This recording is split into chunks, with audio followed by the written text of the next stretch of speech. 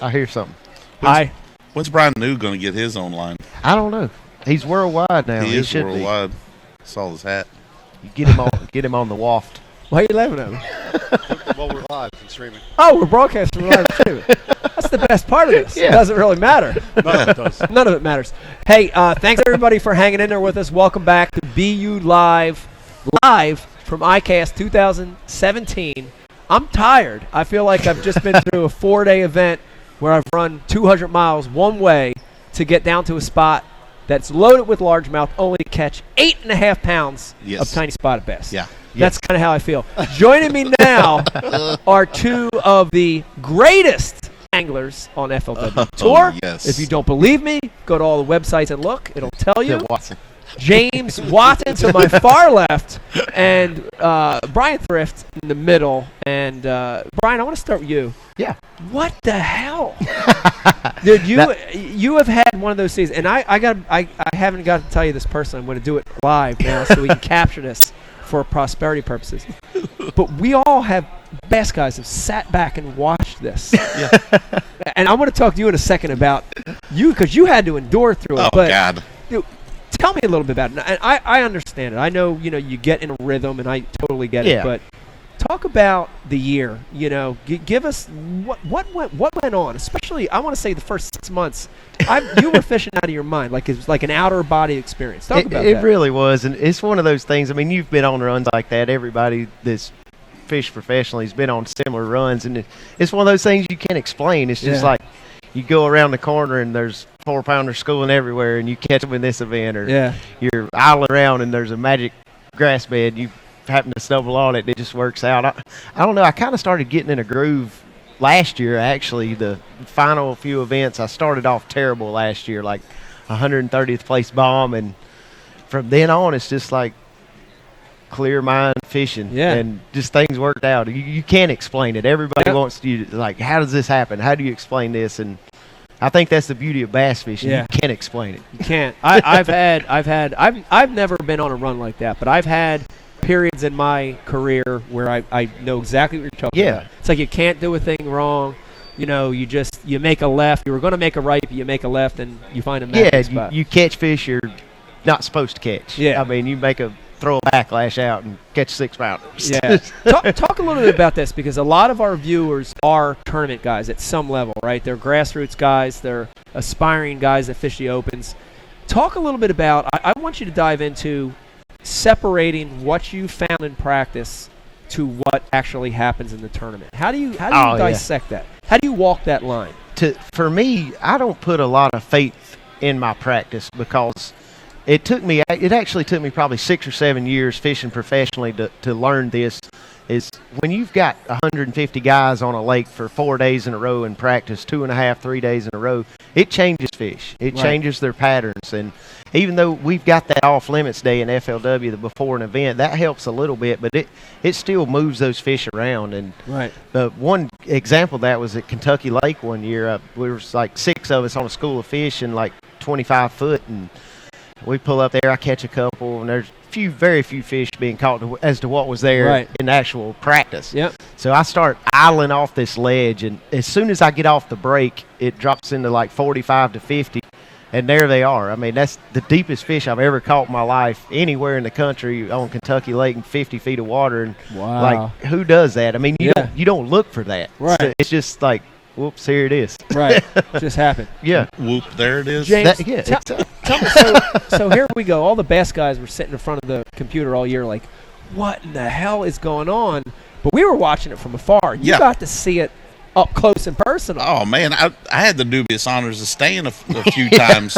We shared a house a couple of times this spring, and it's like, Bryan would be really hard on himself, finish second again. And I'm looking at my 156th place. I haven't caught a keeper in 2 days. Bomb. It's like, little buddy, I feel for you. I can feel You're cooking dinner tonight. Yeah. Hey, we did have some good dinners. Yeah, we did. We ate well. We ate very well. Dude, it's awesome to watch. And then, to be on the water too, and then to run by and see Thrift like over here by himself, like, what's he doing out there? A guy comes in with 22 pounds. Yeah. it's just something else when you get to live it and be around Thrift and all of his goodness. You just hope something just rubs off. The radiation. Yeah, I still can't get worldwide status from Watson. Right. That's hard. That's a hard one to get. It is hard to acquire. How did you acquire that, by the way? Give us a short version of how you acquired that title. Cody Meyer gave me the JMFW worldwide years ago, but the worldwide stuck out a little bit more here recently because it's easier for people to scream across the lake. It is. Right. Thrift can tell every you. time. I see Watson on the lake, practice, tournament. It doesn't matter if I'm 10 yards away or 100 yards away. Yeah. Worldwide. He'll scream it as he's going down the lake. Regardless of the size of the sack of bass he's got, I get a worldwide out of Thrift and numerous other people. Yeah. And it just caught on from there. So, I just went with your idea a long time ago. Brand yourself. Exactly. Brand it. Branded. Very important. We asked the same question we had a couple elite guys up here, and I want to throw it to you guys. James, start with you. Brian, we'll go to you next. James, give me one new technique that you used last year on the FLW, this past season on the FLW tour, that people should be trying right now. Give us one new technique. I mean, straight from the heart, real deal. Straight from the heart, real new technique that you used. Hate to do this. You got to do it. This is Bash U. You can't lie. The Michael Jackson. You can't lie. The Michael Jackson. Which one? Speed worm with a little 3.5 collar or willow leaf blade on the back of it. Cut the tail off. Screw lock it. Ooh. That's sneaky. That is Okay. sneaky. That is sneaky. That to me. So speed worm, so a Texas rig speed worm, you're cutting the paddle tail off. Yep. The 8-inch or The big one. The big Magnum. You're cutting the paddle tail Yep. off, and you're putting in a screw Lock blade. with a 3.5 silver willow leaf. Yeah. So if you got some old, Yeah. your old spinnerbait box laying around, throw blades in it. Yeah. Build up about 25 of those. And with a reeling screw it lock. straight like a swim worm, like a speed worm. All stupid. I mean, Wow. kindergarten style. Wow. What size hook? 5 EWG. 5/0, Yep. extra wide gap. Yep. Yep. And Yep. on braid? Nope, 20-pound or 25-pound fluoro. Okay. Whatever you. Now, is feel this you a need. grass deal It's strictly, or mostly a grass. Yeah. It's got to be involved. Yeah. Did it at Harris, caught a big bag at Harris, and then day 2 Potomac. I had 2 hours of fishing left. Had one. I had a good sack the first day. I Rolled in the remember that. second day, and I'm seriously looking for something really solid to drive my whole rig in. Dude, like A bridge piling, oh yeah, I was spun power out. line, tower. Oh, dude, I was Jeff Creek spun out. I mean, completely spun out. And I said to myself, you know what, you got to change this up. This water's super high. You can't see what you're wanting to throw at. I literally 5th or 6th cast with a big old speed worm. Sucked it down. And I sit there and I caught 16 pounds. Wow. It's a really cool technique because, a lot of you guys watching know, of course, back in the day, it was the classic that Chris Lane won. We saw the blade in the back of a Senko used for the first time. Same the first thing. time I saw it. Yeah. Same kind of concept. And it's kind of new to me. When I shouldn't say it's new. I've used it before, but this year it's like it was a player. Right. Harris chain here at the Potomac. It might even be a player at Murray. Hey, it may Don't be. we? There's Very a lot cool. more bank rats. Yep. Very cool. So very good. That's a new one for me. Yep. I didn't know that one. Brian, give us one that you used last season that you think guys should be trying. The biggest thing for me this year was the Demiki Stinger. It's the 4-inch size in particular. I caught a lot of fish on the 5.5, but it seems like I developed not really a pattern, but a trend a couple years ago. It seems like every year you find one confidence bait. One bait seems to outperform, or you've got more confidence in it for that particular year. I know a couple years ago it was the Kitech swim bait, something like that. And this year it was that Demiki Stinger for me. I mean, if I was somewhere and I was struggling or I needed to get a bite, I could pull out the little 4-inch Stinger, be it Carolina rigged, wacky rigged, Texas rigged. So rigged multiple ways. Rigged multiple ways. Wow. It's just, to me, that was my confidence bait. Especially, we fished a lot of clearwater fisheries this year. Yeah. And that little bait, at Beaver, I caught them on the little Ned rig. We just cutting the Demiki Stinger down on the Ned rig. But wow. It seems like every year you'll find that one confidence bait. And it started out with me, probably Lake Travis is where I first kind of got in the groove with it. And Travis, Harris Chain, Beaver, Mississippi River, Potomac River. Yeah. I caught them on that bait everywhere. Wow. And all those. That's awesome. Isn't that crazy about confidence, though? Oh, confidence. Exactly. That's it. Confidence. It could be a white dog turd. Yeah. If you think you're going to catch one on it, you catch one on it. Yeah. Exactly. That's cool. Everybody, if you want to get your hands on a Demiki Stinger, I'm sure Tackle Warehouse, go to Tackle Warehouse. You can probably pick some up. Try some of these techniques that Brian's talking about. I want to switch it. I want to talk docks real quick with both of you. I want to start with you, Brian. A lot of our guys that subscribe are living on lakes that have docks. And we get so many questions that pour in, and they're like, I'm confused. This lake has 8 million docks on it. Where do I start? You've got a lot of experience on lakes in the Carolinas with docks. Give our guys a tip on dissecting a lake. Give us some generals on how to find good ducks. The generals on docks is kind of like you would look at any type of structure as far as the season of bass fishing. I mean, you start pre-spawn. I'm going to start out on point docks, maybe docks on channel swing baits in pockets close to where they're going to spawn. And then as you progress into the spawn, I tend to go to the flatter docks post-spawn. I stay on those flatter docks. And by flat docks, I don't mean docks that are, just a flat deck shaded. You got to think about what's underneath the dock. Contour of the bottom. Right, the contour of the bottom. Yeah. Like when I'm speaking of flat dock, I want the end of that dock to be 5 feet or less. Yep. And I want, if it's a long dock off the bank, if it runs out 40, 50 feet, I want the end of that dock in 5 feet of water. Right. And I'll focus on something like that until post-spawn. Summertime, I go back to, suspended fish. I mean, fish suspend over brush piles.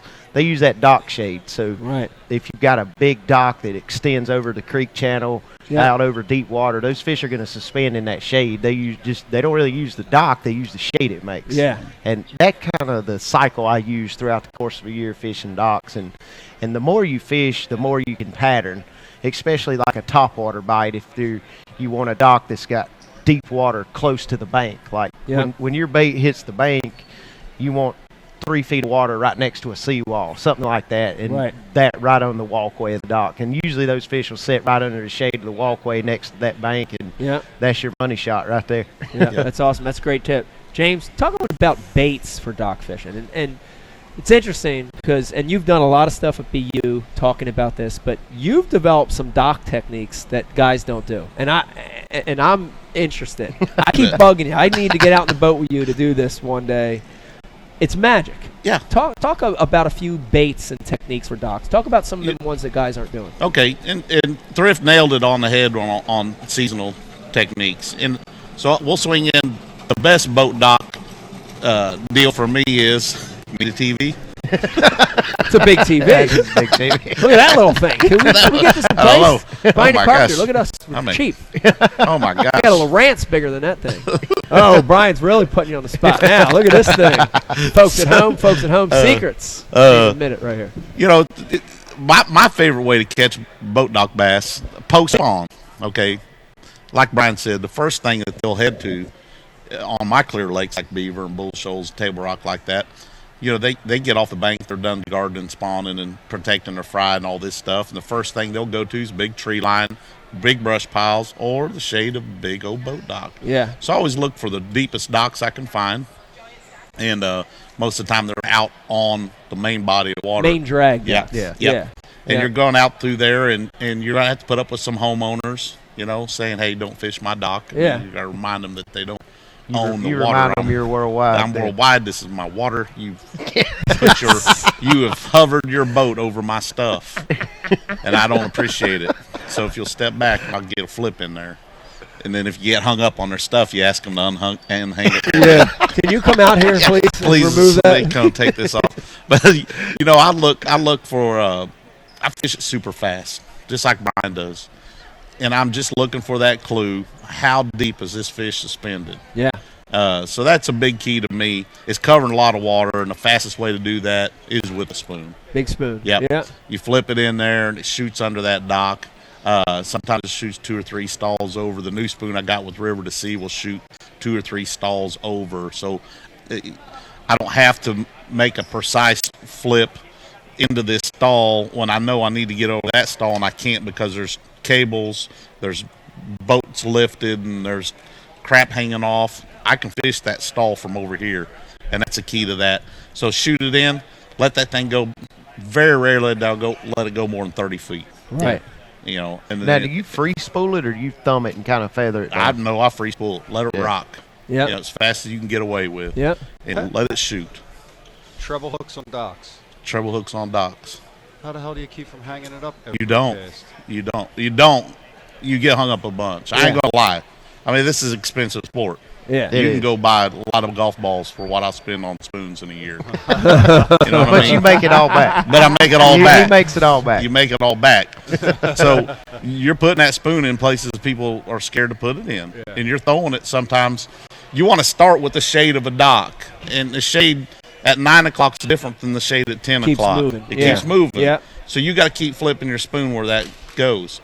The best place for us to first catch a fish is on the outside edge of a dock where there is nothing to get in our way. Yeah. And boy, and they come right up, and you just get to swing them right on in the boat. Well, 1 o'clock in the afternoon, that doesn't exist. They're over the second rail of the boat lift, and it's got to be a pontoon, and it's got to have 4 crappie minnow buckets hanging off the side of it. Yep. I mean, all sorts of stuff to get tangled into. Yeah. Yeah. How many times I flipped in a boat dock only to catch a bass that got hung on a chain or a rope? Yeah. Oh, yeah. And it could be a rope that's hanging a tree, and it could be a rope that's hanging off the boat cover. Yeah. It's just crazy. Yeah. So, you got to throw this a lot. You got to put it in a lot of places. And then once you get a bite, make sure you're watching when you get that bite when you're reeling in. Make sure you got some good glasses on, because chances are you might see 3, 4, or 100 bass with him. Wow. There's your clue. Yeah. Knock, knock, throw back in there. Yep. That's awesome. And you've seen that happen before. Oh, You've drawn up schools and docks that made you crap your pants. Unbelievable. You talk about these guys on ledges and stuff. Yeah. They catch, these ledge. I can't ever do that. Right. There's gazillions of schools of bass out there on the ledges. Yeah, Yep. I catch one. You could take me to a lake that's got a boat dock and 60 foot of water. Yeah. I'll find 2 schools of bass in them. It's Yeah. like, I hope I get this all to myself. Yeah. And Yeah. you do. Yeah. And you do have that yourself. I've Because this technique, is honestly, this is cutting edge. Yep. Like, as far as I know, you're one of the only guys I've ever heard of using this technique. I got taught this. Mike Utzler from Lou's showed me this quite a few years ago, and I called and apologized to him for breaking it out. And his son Corey Utzler and I, we fished this, and we made a lot of money around the house doing it. And the water cools off. I get away from this flutter spoon. I'll go to a straight slab spoon. Slab spoon. Yeah. Yeah. You want that? Give them a straight water down. temperature. Guys watching at home that want to try this. 70. So below So 70. Below 70, I want a real fast fall. When Yep. it gets 70, and that post spawn starts really kicking in. It gets above 70. Man, I go to the flutter spoon, so I have something that shoots backwards and stays a little longer in the strike zone. Yeah. In the colder water, I want that thing that they don't need to think about it for a minute. Yeah. They'll eat it faster. Eat it on the fall. Yeah. Awesome. Amazing technique. And hold that up again. Bryan Carpenter, can you get a shot of that real quick on that camera there? I want everybody to see this spoon. And we put a stinger hook on it. So you don't have to worry about buying stinger hooks. River to Sea's got it equipped right there. Really cool new spoon. Yep. Launched at iCast this week. And guys will be able to get their hands on that, James. real soon. Hopefully 2 or 3 months. 2 or 3 months. Tackle Warehouse. I got my hands on it right now. So. Oh, yeah. Brian's That got might- it figured You out. want to give it a kiss goodbye before I take it? It's going right back to Jersey, I think. Where are you going to throw that at your house? I seen your water on the Delaware. We need the weedless model. Yeah, we do. Like old Johnson silver minnow spoon. Whatever happened to that? You know what I'm talking about? You That just- did go away. That went away. That went away. That was the deal back in the day. That's- Still works. I don't want to just run Dude, too. I've got this memory of a kid watching Roland's show, and he's wading out there in Okeechobee. Dude, catching, I don't know, bass that big, dude. Wading in Okeechobee with that stupid gold Johnson. Well, you Johnson just let minnow. 2018 iCast Silver Award winner. We're going to build that spoon and put a hook on it and a weed guard, and we're going to Johnson Silver Minnow style it. There you have it. Yep. There you go. There you have it. There's a remix. Yeah. Bryan, talk a little bit about, we've got a rod up here. You've been at iCast all week. You've got a chance to work with these companies and launch some cool new products.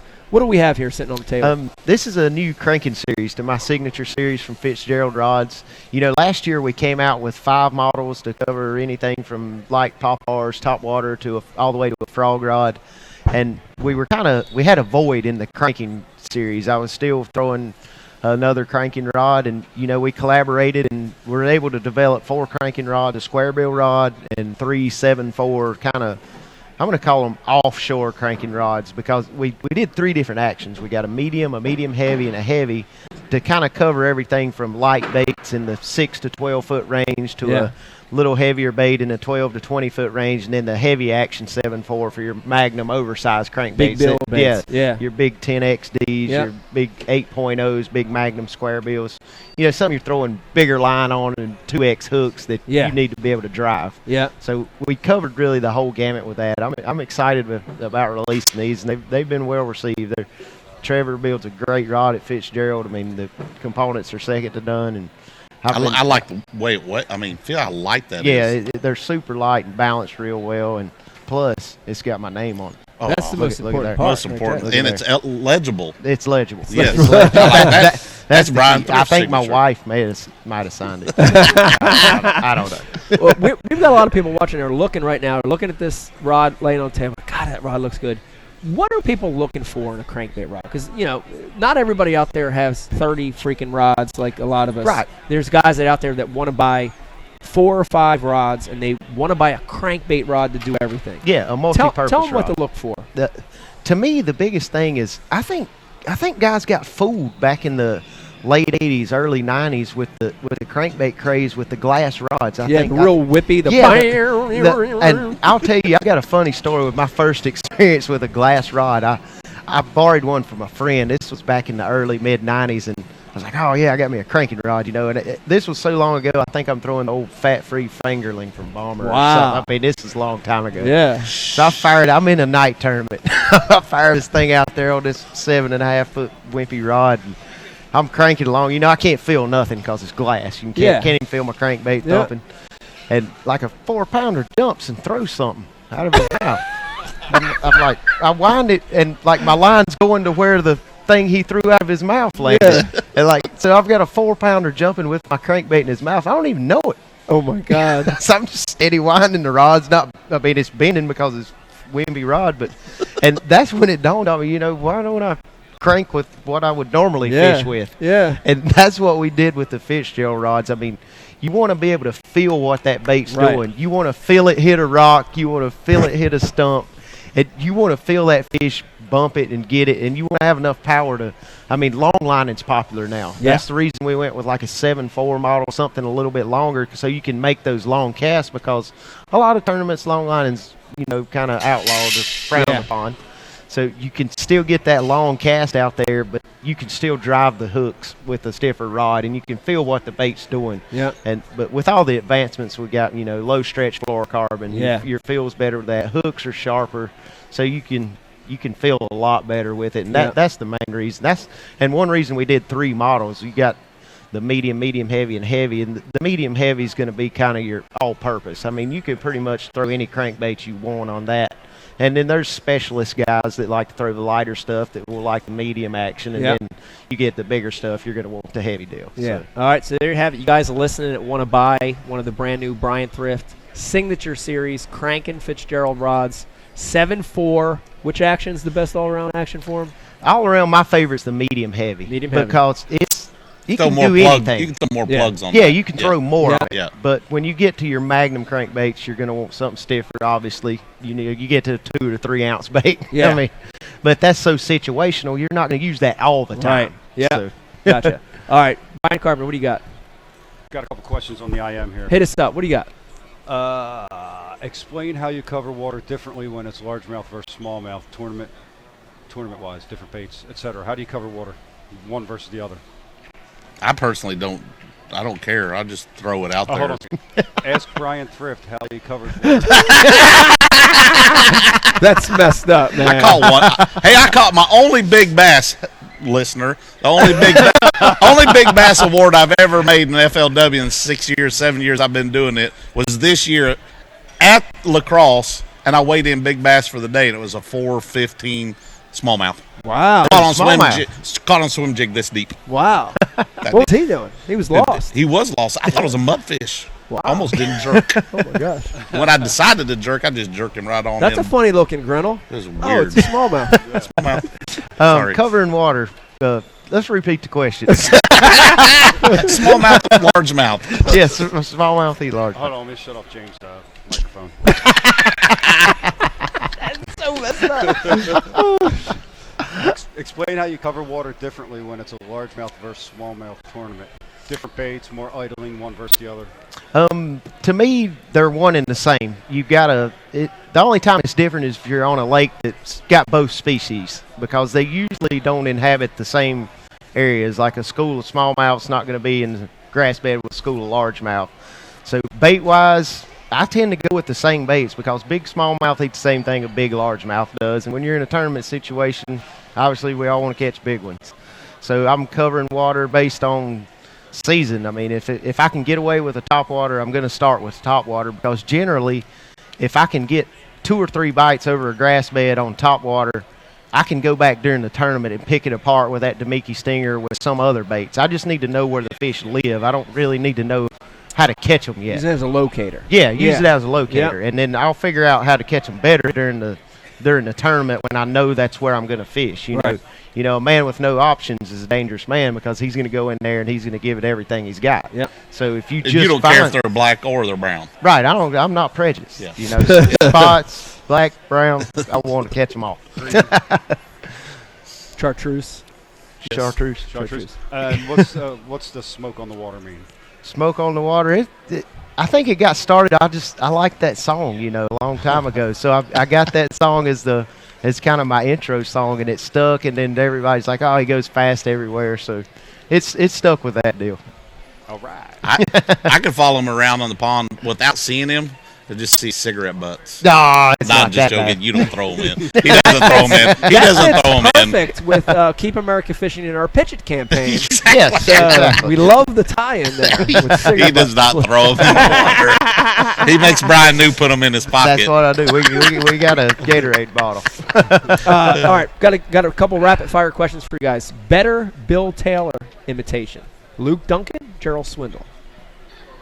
I'm going with Luke. Luke Duncan. Yeah. I'm gonna go Swindle. Swindle. Yeah. Okay. What's the funniest thing Bill Taylor, the real Bill Taylor, has ever said? James, we don't need all this cussing. I'm not even gonna comment because you can't beat that. Well, I got worked up one time when I was mad. He's like, "Oh, James. Well, I don't have to have all this cussing. I ain't gonna listen to this." He walks off. That's funny. Personally, that's the funniest thing I've heard him say. Wow, that's a pretty good imitation. That was a pretty good invitation. Man. It's not Luke Duncan, so No, or Gerald. that's pretty good. Yeah. Wow. Poor Bill. Yeah, I got to go back, and I don't have a good Bill Taylor imitation, but the Charlie Evans imitation. You got to remember, last time I consistently fished FLW Tour, Charlie was still winning fish. You know, and he would crack me up the way they'd funnel people through there, man. Pete Lusick, he'd be in front of me weighing in, and Charlie'd be like, 5 fish, 5 alive, Pete Lusick, Mount Laurel, New Jersey, Ranger Boat Pro. Come on up here, Pete. and Pete's wanting to talk. You know what I mean? Oh, Pete's yeah. wanting to talk because Pete talks and talks and talks, and he never shuts up. You know how he is. So he's coming up with his fish, and he had a bad day. So when you have a bad day, you want to thank your sponsors because you know you're going home. Yeah. You know what I mean? So sorry-ass Pete is climbing up here on stage with these little tiny fish, and he puts them on the scale, and he goes, Okay, Pete, you got 5, and your weight, 5 fish, 5 alive. His weight, 8 pounds. then there'd always be this long pause, awkward pause. 8 pounds. And then another really weird, long, awkward pause. 8 pounds, 4 ounces. Mark it. How'd you catch him, Pete? And he would jam the microphone in Pete's mouth. And as soon as he said, I'd like to thank, okay, appreciate you. And then just put it on stage. And Pete's just looking like, He's off. They kick him off. or he leads you off the stage. Yeah. That was another trick. Yeah. Like Oh, he'd he'd stick the put a mic little- in your face to grab your sleeve. And Yeah. Appreciate you. Push you right off the stage. Thanks for fishing with us. Man, yeah, thanks for being with us. Wow, they were the good old days. Let me thank everybody for watching. We're going to do, Bryan, do we have 5 minutes? I want to do one last thing before we still have 5 minutes? Okay. Before we go, I do want to ask you guys predictions. Not predictions. Yeah, I'm going to get 2 things from you. Prediction on your performance next year, and then your favorite lake on next year's schedule for FLW. Bryan? Predictions on performance. I look forward to it. I wish we had some lakes I'd never been to, but I've been to all the lakes on the schedule. We've still got a few that I'm not real familiar with, so I'm looking forward to that. I think it hopefully be all right year. Yeah.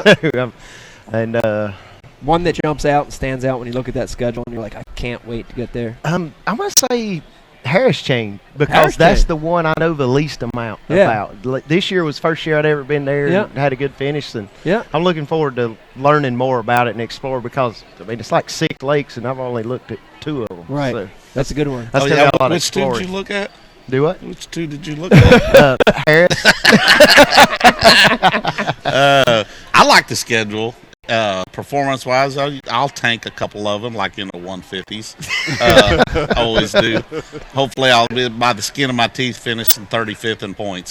That's all my goal. I don't set high expectations for I myself. don't either. I don't either. Never have. That way you're not disappointed. That's right. Yeah. I've never disappointed myself. It's Exactly. like, I knew I was going to suck. So it's like, I'll go on to the next one. But I always look forward to Okeechobee. I feel, The Big O. man, it's just somewhere that magically I always seem to get a good You paycheck. catch a lot of big ones there. I do, and He does.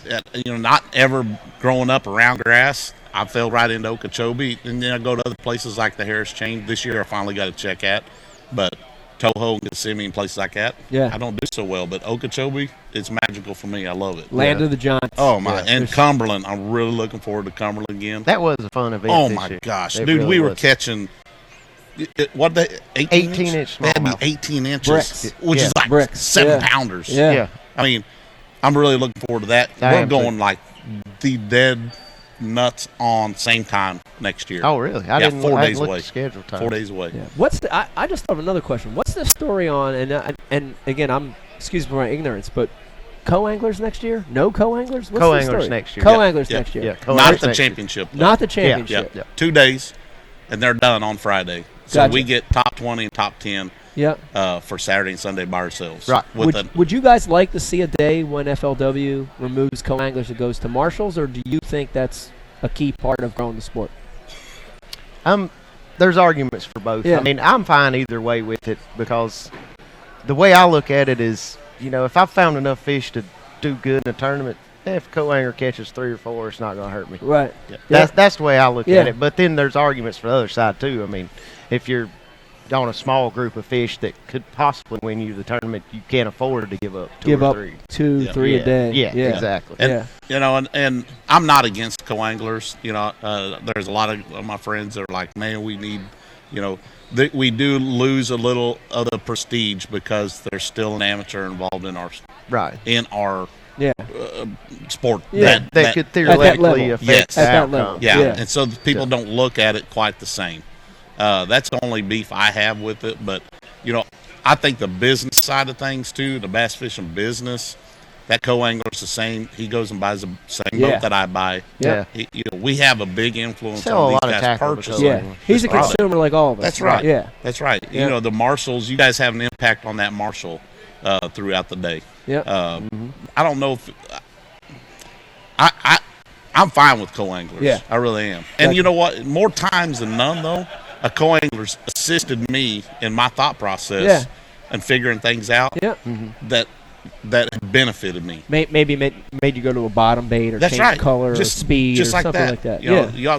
One time this year, co-angler made a big difference was Harris Chain of Lakes, and I've been catching him on a trap, and he bombs that big speed worm out there, and he doesn't have the Michael Jackson. He Yeah. just got the regular speed worm, and I thought, I'm like, I got something for you. He didn't get another bite. Wow. Michael Jackson. You know what? I look cleaned back. them all up. That's Yeah. right. I look back and said, "Thanks, buddy." So That's awesome. Brian, do you have something? Go ahead. Best man six. Six. He's fishing his first tournament as a co-angler. Any suggestions? Lake St. Clair. Lake Sinclair. St. Clair? Like up north, Lake Sinclair? Up north. Okay. Up north. Yeah, I'll let these guys answer. I'll start. Man, back of the boat, if you're a co-angler on a lake like that, it's all offshore fishing. You know what I mean? Drag a drop shot. Yeah. Drag a drop shot. Drag a drop shot. Never put that thing down. That would be my suggestion. And anything, goby shape, finesse worm, Senko. you said drag, keyword drag, Drag. something. Drag. something, yeah. Yeah. A long ways from the boat. Because odds are your guy's fishing a big flat and he's on the trolling motor constantly. Let that line out there about 100 yards. Get the bait away from the boat and drag it. Drag it. Man, how Dumb fishing. many times have you had your feelings hurt by a co-angler? Every time Throwing I out go the up back north. of the boat. Oh, my God, yeah. Every time I go Everywhere. up north, Yeah. it happens. I'd be like, where'd you catch that one? Oh, I just throwing right out there in the middle. He doesn't even know where it's at because No. he got so much line. Yeah. Exactly. It could be like 150 yards behind the boat. How do you Right. keep a drop shot from tangling when you're dragging it like that? You don't. You just retie every once in a Oh while. my God. Oh, the spiral? Yeah. Well, you could use the little micro swivel. Yep. Yeah. It might help. Spin shot. Football jig's popular dragger too. It is. Yep. Carolina. Carolina rig. Yeah, Yep. Carolina Carolina rig. alternative. Yep. Let me thank everybody for tuning in. This has been, man, I've been here less than Pete, but I've had a good time, and I hope you guys have watched and learned something this week. We saw a lot of really cool new baits. James Watson with the spoon. We got Bryan with an amazing new rod series come out from Fitzgerald. Please invite everybody to check those products out. Try them. I want to thank you guys for joining us. Oh, yeah. Bryan, Thanks for thank having you for coming back I love after it. I love yesterday's it. disaster. You had me on multiple times. I James, enjoy you've it. been on like more than me this Man, week. I know. Thank you. Thank you. That's true. I appreciate it. Hats off to you guys. Good luck in FLW next year. Thank you. Good luck to you. Hang in there with us, Bryan DeCarver. We got one more segment when we come back. Yeah, we're going to unveil some WeGo products. Okay, we're going to look at some WeGo products. We're going to give you a iCast recap and a grand finale. Hang in there with us when we come back. Bash You iCast 2017.